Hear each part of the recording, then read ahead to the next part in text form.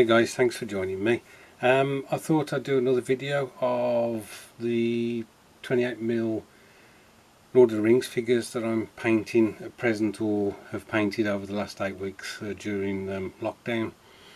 And this time, excuse me, this time there are 5 figures that I'd like to show you. All of them are of Frodo, and they are depicting Frodo at different points during the story of Lord of the Rings. Now, they're a bit haphazard because I haven't started from the very first one, which is obviously Fellowship of the Ring, Frodo. I will try and give some date order to them as like the story progresses. So I'll get the first one, we'll have a look at it together. So this is the first figure.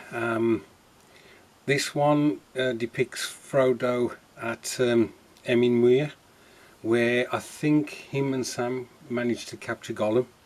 I think Gollum's just attacked them to try and get the ring off Frodo, and that's where this particular figure is in the story. One thing that I would say about painting the hobbits is that they're much more interesting, I feel, than the Gandalfs or the Saurons that I've done because of the variation in colours. Frodo, as you can see, has got a lot of burgundy to him. Now that's corn red from Games Workshop, then Norn oil applied over it, and then what I did to try and give variation to the different shades of the corn red was to highlight them differently. So his jacket, for instance, is highlighted further up to red than his waistcoat is, but I also wanted to give variation to the lapels on his jacket, so again that's slightly darker than the rest of it. His trousers are Rhinox hide with Norn oil, and then that's highlighted with Doomball brown. Very simple highlight. If I just turn the figure around so you can see the cloak. So the cloak is done in Castellan green, then given Norn oil again, then it's highlighted Warflesh, and then what I do is I add a bit of Elysian green to Warflesh in order to get that final highlight. So his rucksack is in the centre Rhinox hide, the pockets either side are Doomball brown, then Norn oil was applied to that, and then the centre section was highlighted with Doomball brown and the pockets were highlighted with Scrag brown.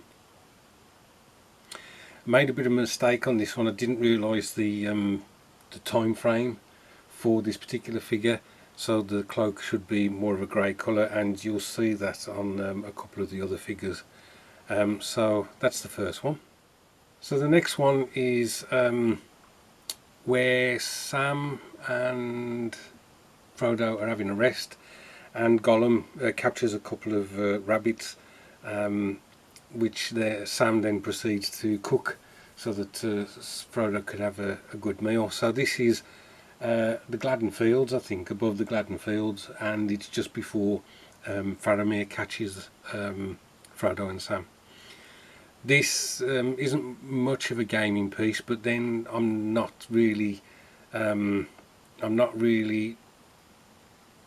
doing these as gaming pieces. I'm doing them just because I like collecting them at the moment.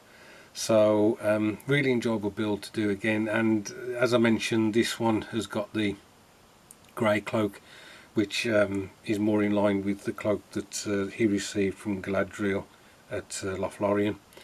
In this figure he hasn't got his coat on, he's just got his waistcoat, and this time you can see the shirt, whereas on the previous figure his shirt wasn't visible. So nice variation in colours here. You got the grey, you got the burgundy, you got the cream of the shirt and the brown of the trousers. So really enjoyable build. Even doing the tree trunk and whatever was just fun. So the next one we got is depicting Frodo at Osgiliath. You may recall that Faramir basically decides to take Frodo back to Gondor, and they get as far as the Skilliath, and then they're attacked by the winged Nazgul, and Frodo is standing on the parapet about to put the ring on to basically give himself to the ring wraith, and Sam saves him. Similar to the other one, this has got the shirt and the waistcoat and the trousers, and there's no coat on this one. I'll just turn him round so you can see the back. So the cloak was done in Mechanica Standard Grey, non-oil wash, Mechanica Standard Grey highlight, and then a Dawnstone highlight. And now this figure didn't start on this base, it was actually on another base, and when I completed it I didn't like it at all, and so I had to cut the figure off, which meant that there was some damage to the figure, which you may have saw on the back there. This base that you see him on now was actually robbed from a figure that I did 6 years ago, and it's just supposedly depicting the top of the wall. So just 2 left to go.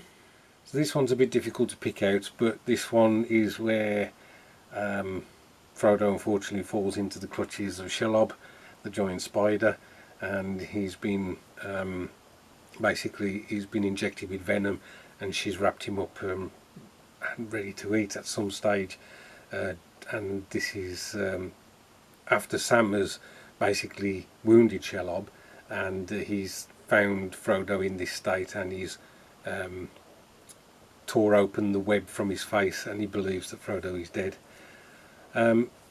Again, not really a gaming piece, but one to add to the collection. This really was quite a simple paint job, really. I did the web in Ushabti Bone, and then I gave it a wash of Agrax Earthshade, and then I just dry brushed the Ushabti Bone back over, making sure that it wasn't too heavy so I could get that delineation between the threads. And even Frodo's face on this one was base painted Ushabti Bone, and then given a wash of Agrax Earthshade, because in the film he's much paler paler than his normal skin colour. And the final one, which I've finished about I don't know, an hour ago, is Frodo at Mount Doom, where he's holding the ring by the necklace in his hand to dispose of it into the lava of Mount Doom. Not much to say about this one. Again, it was a really nice figure to paint. The shirt is I believe Ushabti Bone, wash of Reichenflesch shade, and then highlighted Ushabti Bone, and then highlighted again with a mix of white and Ushabti Bone just to get that final highlight.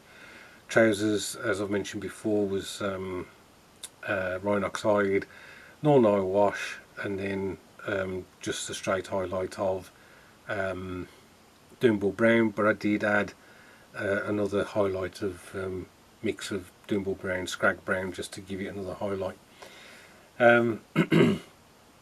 Very simple base, if you recall.